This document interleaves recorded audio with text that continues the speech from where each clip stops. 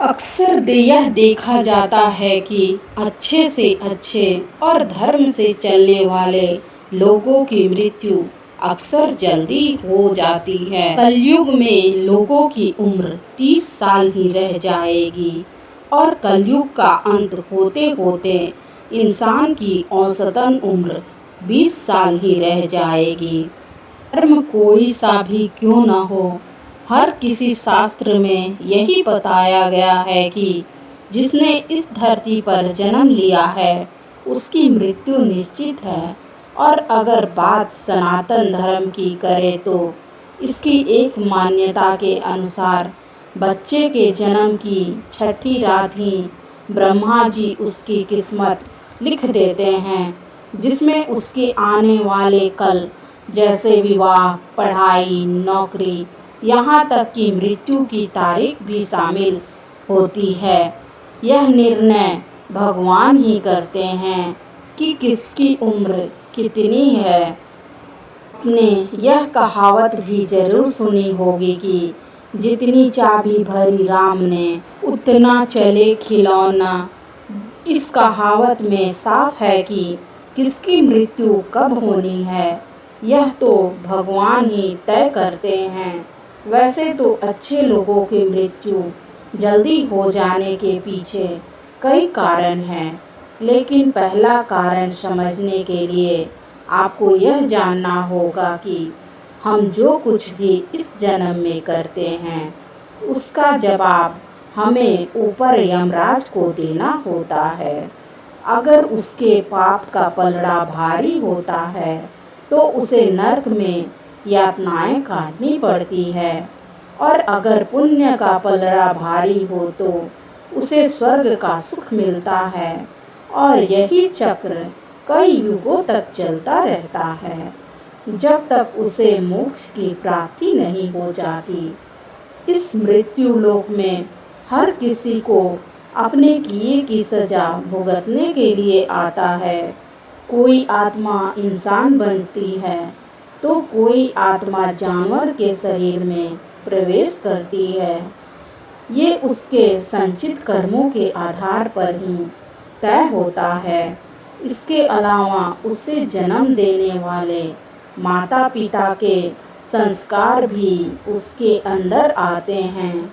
इसके बाद वो जो कर्म करेगा उसके हिसाब से उसे पुण्य आत्मा या फिर दुरात्मा कहा जाता है।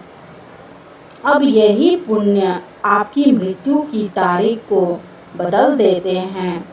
जिस तरह से एक जज जेल में रहने वाले कैदी के व्यवहार को देख उसकी सजा कम कर देता है, ठीक उसी तरह हम भी देखते हैं कि इंसान मृत्यु लोक में जाने के बाद अच्छे कर्म कर रहा है और उसे अपने किए की सजा मिल चुकी है। और जब उन्हें लगता है कि अब उसे मृत्यु लोक में नहीं रहना चाहिए तब वे उसे बुला लेते हैं। भगवान के दंड विधान के अनुसार हर व्यक्ति को केवल उतना ही दंडित किया जाना चाहिए जितना उसके पाप किया है, क्योंकि अच्छे लोगों के पाप कर्म बुरे लोगों के पाप कर्मों की तुलना में अधिक होती है। इसलिए अच्छे लोग अपने पापों का फल जल्दी ही भुगत लेते हैं। हर अच्छे आदमी को किसी न किसी उद्देश्य के साथ ही इसे मृत्यु लोक में भेजते हैं और अपना अवतार उन्हीं उद्देश्यों में शामिल है। इसलिए जब वो उद्देश्य जल्दी पूरे हो जाते हैं तब उन्हें वापस बुला लेते हैं। अर्थात अच्छे लोगों की मृत्यु उनके अच्छे कर्मों पर ही निर्भर करती है।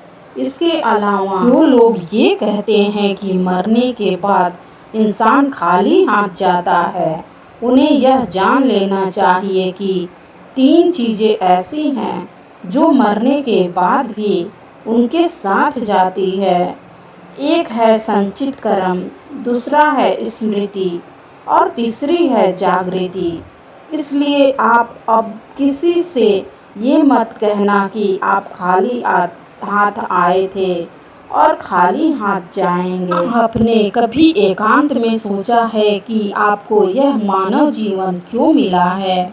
महाभारत में युधिष्ठिर महाराज के एक प्रश्न के उत्तर में भीष्म पितामह ने कहा था कि मनुष्य से बढ़कर कोई जीव नहीं है।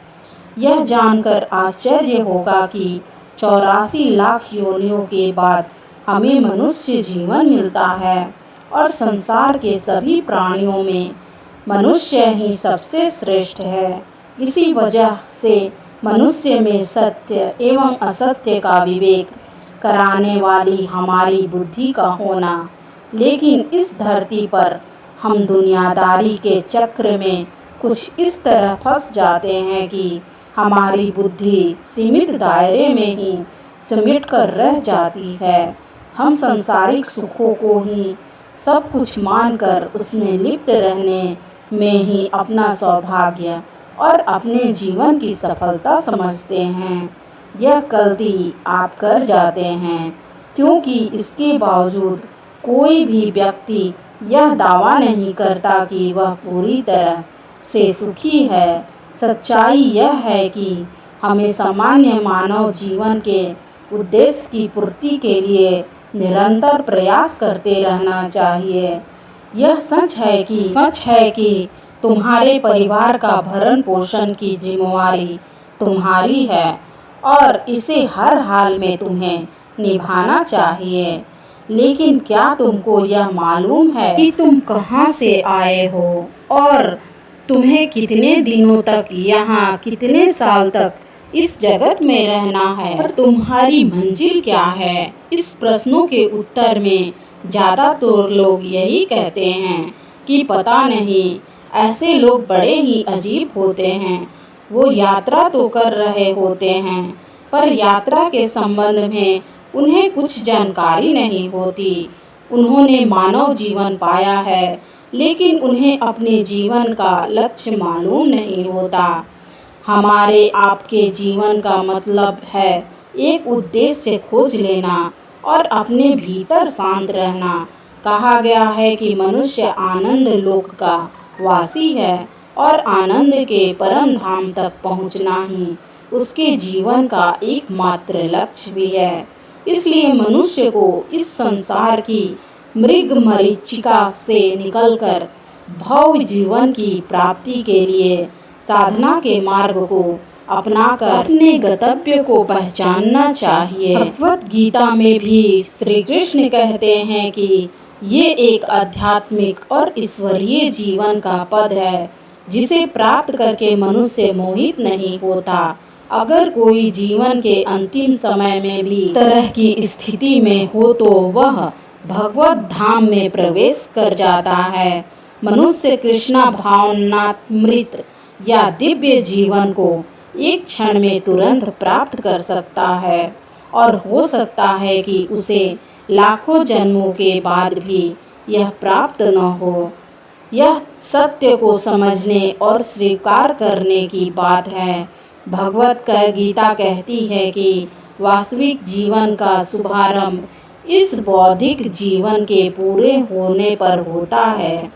इन सभी बातों से यह तो स्पष्ट होता है कि हर सभी एक निश्चित समय के लिए धरती लोक पर आते हैं और कुछ विशेष कर्मों को करने के लिए आते हैं। जब हमारे कर्म पूरे हो जाते हैं और इस जीवन के लक्ष्य प्राप्त हो जाते हैं, तो प्रभु हमें परलोक में एक सहज जगह प्रदान करते हैं। वास्तविक जीवन तब शुरू होता है जब यह भौतिक जीवन समाप्त हो जाता है। जो लोग सदाचारी होते हैं और जीवन में अच्छे कर्म किए होते हैं, वे वास्तव में विशेष होते हैं। जब उनकी मृत्यु का समय निर्धारित हो तो उनको इस दुनिया को छोड़कर आगे की